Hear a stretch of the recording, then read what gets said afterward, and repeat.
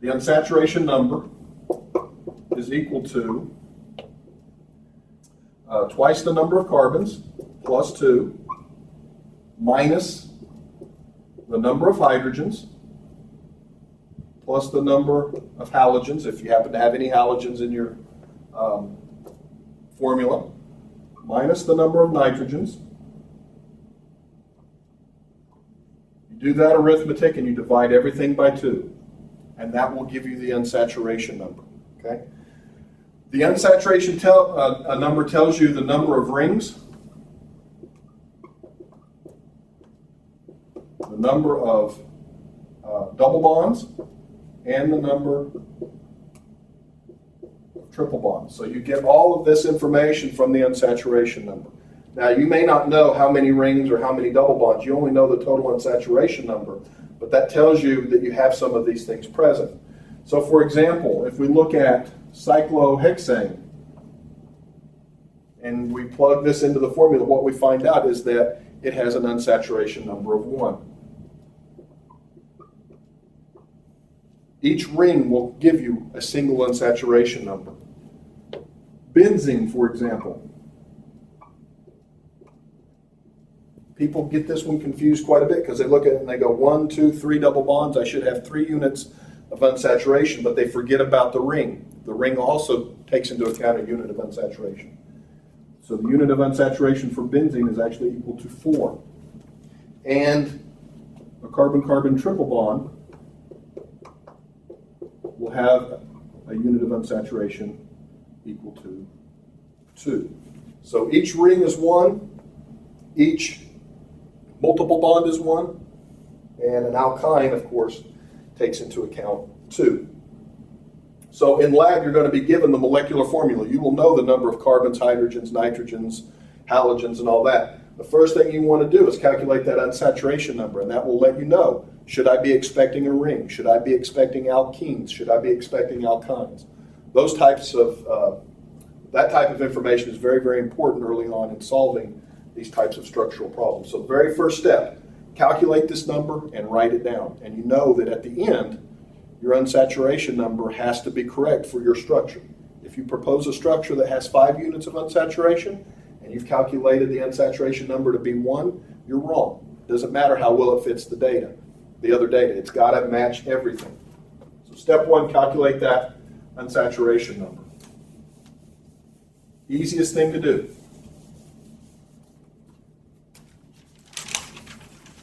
Step number 2 is analyze the IR spectrum. Don't start off with the proton or the carbon NMR. Calculate that unsaturation number first, then look at the IR spectrum second. And the reason is you want to get functional group information. What kind of functional groups do I have in my molecule? That's a very good thing that IR can tell us. It can tell us, do we have a carbonyl? Do we have a carboxylic acid? Do we have an alcohol? Etc. We can get all of that information immediately just by simply looking at the IR spectrum. We don't have to look at the NMR to get this information. Once you've looked at the IR and you've determined I've got one of these types of functional groups, write that down on either a spectrum or your notebook. Keep track of what types of functional groups you see in the IR. The second thing you need to ask yourself is,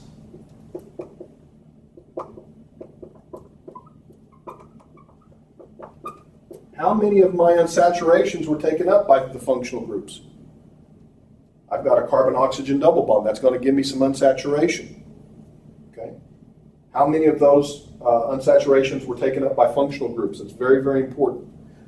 You will not probably get the total number of unsaturations all the time from the functional groups, which means that there will be some additional unsaturations somewhere, but you can't exceed the total number of functional groups. So if you say, for example, I've got 6 functional groups that each should take up a single unit of unsaturation, well, that's 6 total units of unsaturation, but if your unsaturation number is 4, you're interpreting something wrong somewhere. So keep that in mind as well. Okay?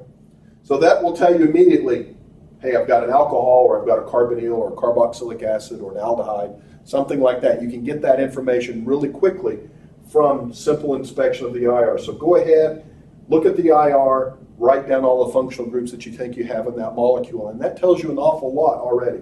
So now you know the unsaturation number, you know the functional groups. You're on your way to actually piecing together the structure.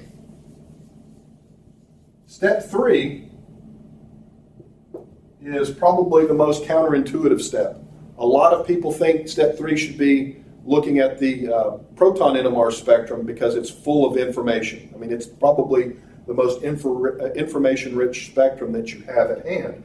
However, it's also the most complicated to interpret. So we usually suggest that you, in step 3, look at the C13 NMR. Okay, so you're going to analyze that carbon 13 NMR, and you're going to get the information about the unique carbons.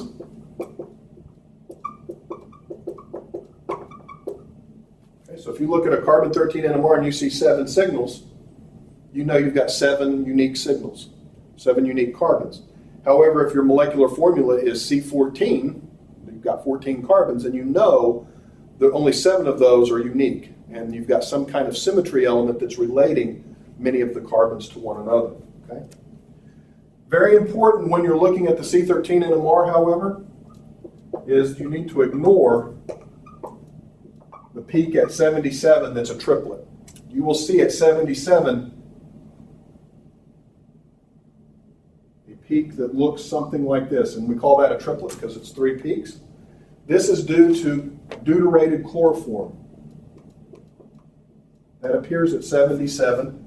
It's split into a triplet because of the deuterium, and so it's a very telling signal. Usually it's a fairly small signal that doesn't go up very high, but that's the solvent. So we use the CdCl3 to actually dissolve the sample into the tube so that we can get the NMR spectrum. So don't count those as part of your values for your actual structure. Okay. So the unique carbon atoms determine the hybridization.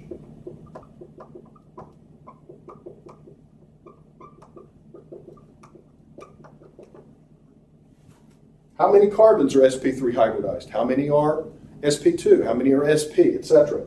That will be very important. So if you put together a proposed structure and you've got 10 sp3 hybridized carbons, but you only see 1 in the spectrum, there's probably something wrong. Okay? And then use your chemical shift tables to further refine it. So you can determine the hybridization, but then you can figure out whether or not it's actually a carbon that's part of an alcohol or part of an alkyl halide by looking at the specific shift.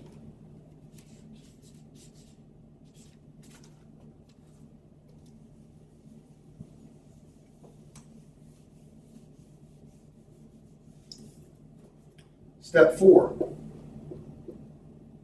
This is the most complicated of the steps. Analyzing the proton NMR. And it may seem like it should be the most simple because it only goes from a delta scale of 0 to 10. But in fact, the proton NMR has a lot of information and it makes it more complicated to analyze. But the first thing that you want to ask yourself is, how many signals do I have? That tells us the number of unique protons that we have in the molecule. And from that we can determine the type by looking at the chemical shift. Right? We can determine whether or not it's an sp, or if it's a hydrogen attached to an sp carbon or an sp3 carbon or an sp2 carbon by simply looking at the shift. And we can use our tables to actually further refine that. Hey, it's an sp3 hybridized hydrogen that's part of an alcohol, etc. We can get that information pretty easily. So by looking at the tables.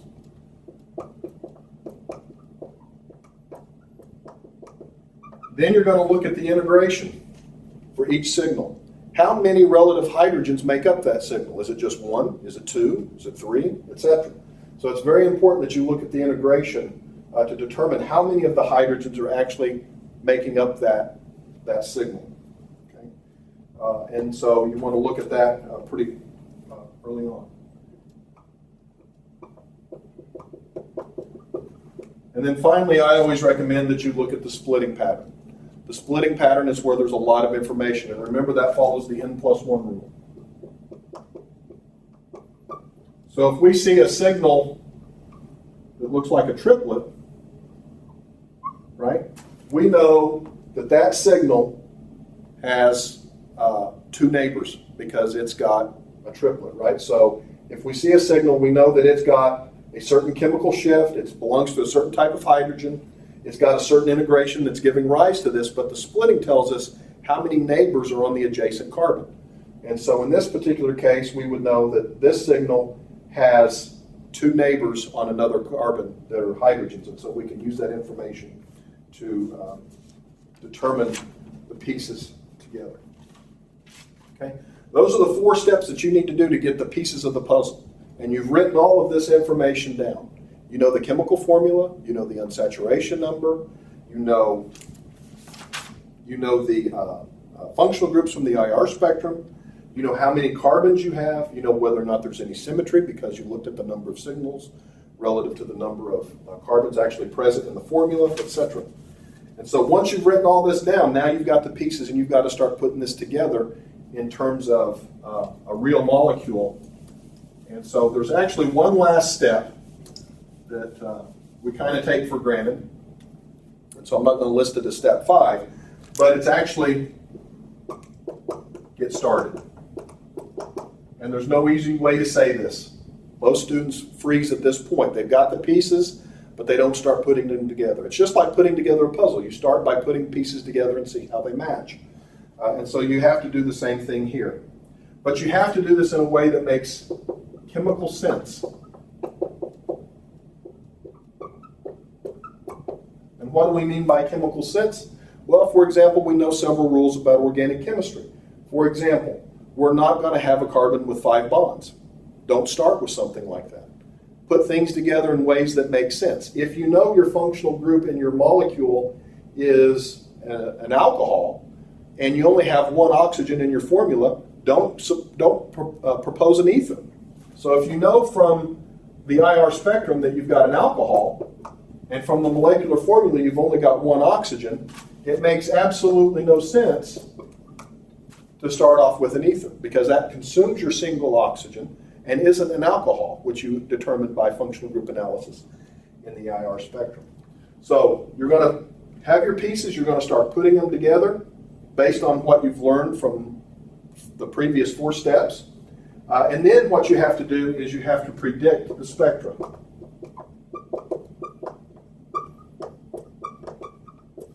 In other words, I've proposed a structure. Does that structure match all of my data? Not just a little bit of the data or most of the data. Does it match all of my data? So when you look at your molecule, think about it. Does that molecule make sense in terms of the IR spectrum? Do I have all the functional groups in this proposed structure that I should have from my IR spectrum? If the answer to that is no, start over.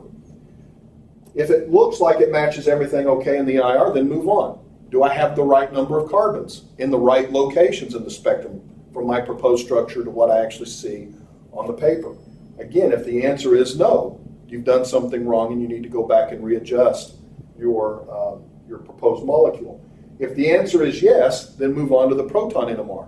Does the structure that I drew match what I have in my proton NMR spectrum? And again, if the answer is no, you need to go back and tweak it and change around, move functional groups around, follow your chemical sense.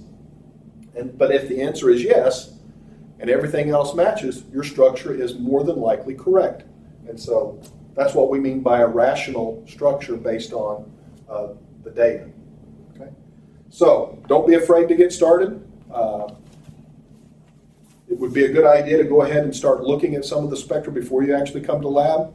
Be prepared to spend most of the lab time working through those. Your TA will be there to help you through this, and good luck.